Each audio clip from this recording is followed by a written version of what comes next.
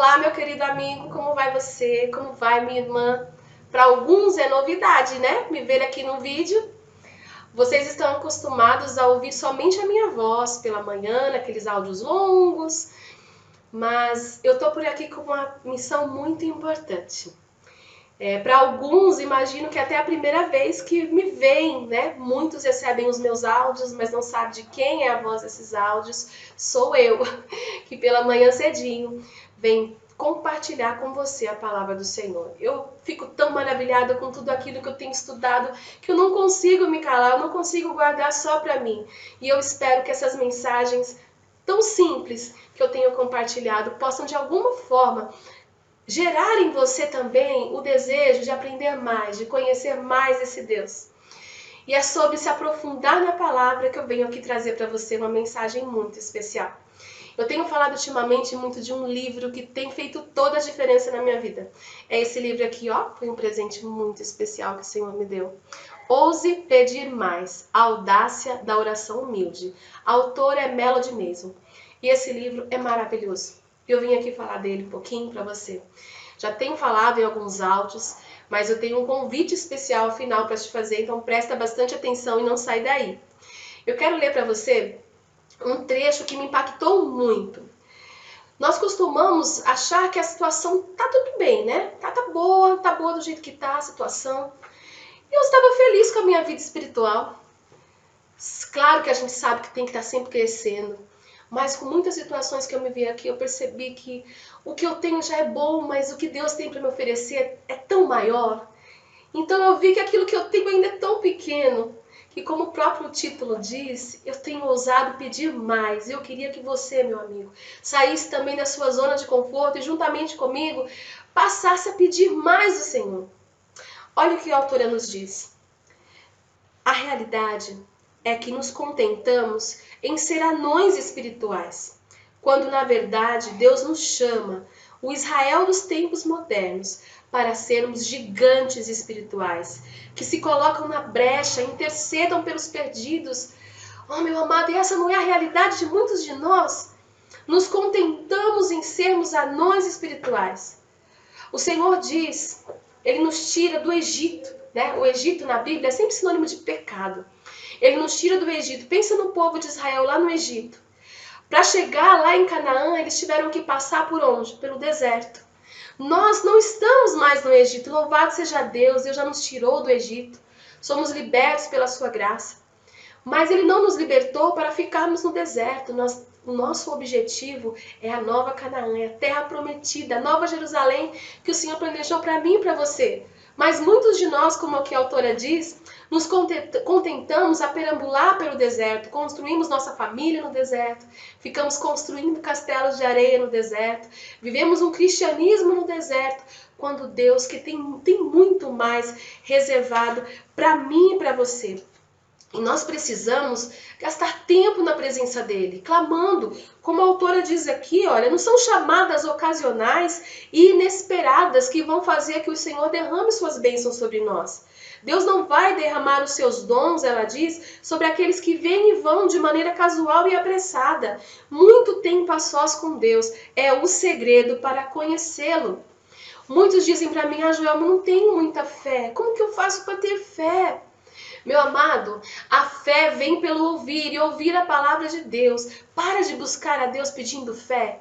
Sabe que eu e você precisamos de relacionamento. Sim, meu amigo, Deus quer se relacionar com você. Deus quer ter intimidade contigo.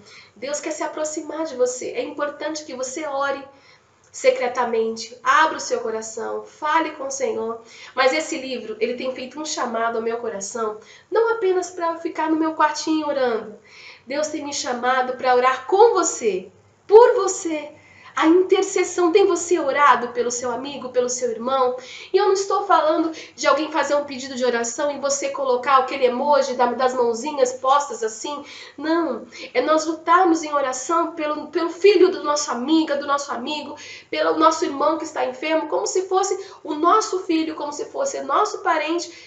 Queridos, devemos trazer para nós a responsabilidade de orarmos uns pelos outros e clamarmos ao Senhor.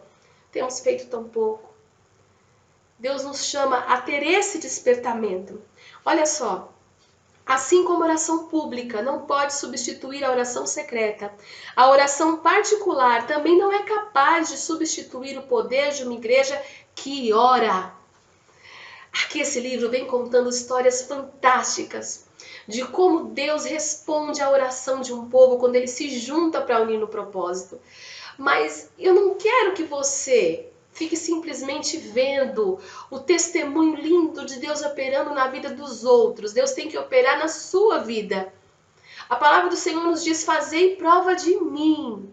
Nós devemos prová-lo, sim. Ele está desejoso, ansioso por derramar sobre nós bênçãos sem medidas, mas nós não a temos porque nós não pedimos. Nós não sabemos o que pedir, né? Nós precisamos realmente de um reavivamento, de um despertamento.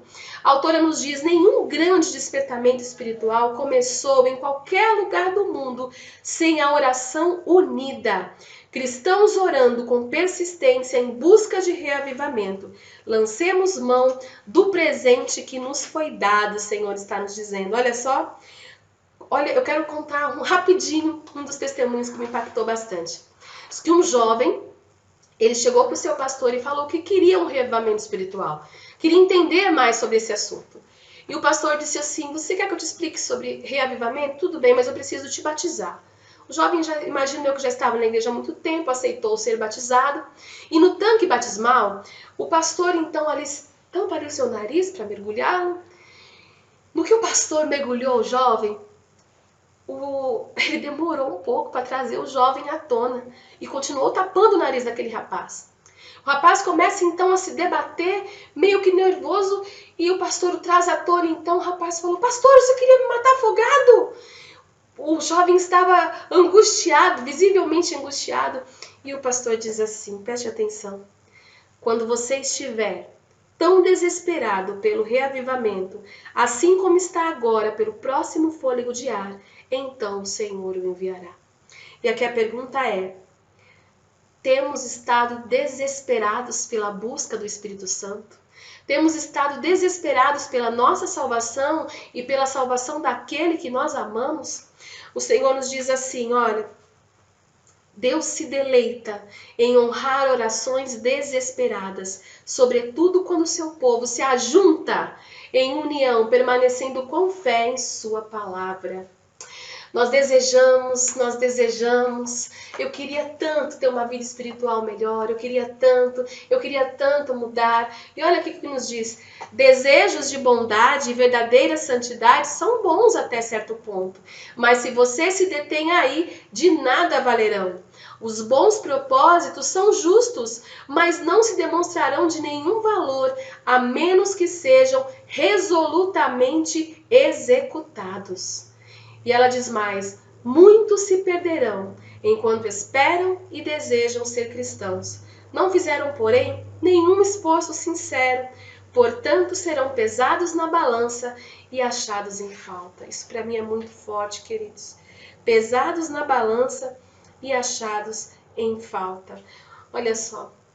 Por isso, baseado em tudo isso que eu li, tem muito mais aqui, eu te convido a embarcar comigo numa jornada muito especial.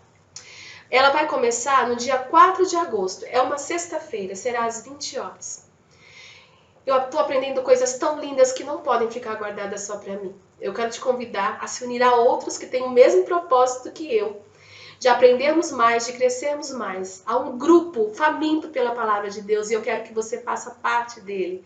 Nós vamos estudar juntos este livro. A cada semana um capítulo. Você receberá mais detalhes pelo WhatsApp. Eu queria que você, em oração, aceitasse se unir a nós. E eu encerro com esse trecho. Vamos nos acomodar parabenizando-nos por causa dos sucessos já conquistados? Não. Até a obra terminar, precisamos continuar nos unindo e ousando pedir mais, pois aquilo que já vimos é somente o início do que Deus está esperando fazer. Eu ouso pedir mais. E você? Que Deus nos abençoe nessa busca pelo Espírito Santo. Vamos nos unir, porque o que nós temos é muito pouco. E Ele está desejoso, ansioso de conceder mais, muito mais o seu poder. a mim e a você. Eu estarei orando pela sua decisão. Deus te abençoe.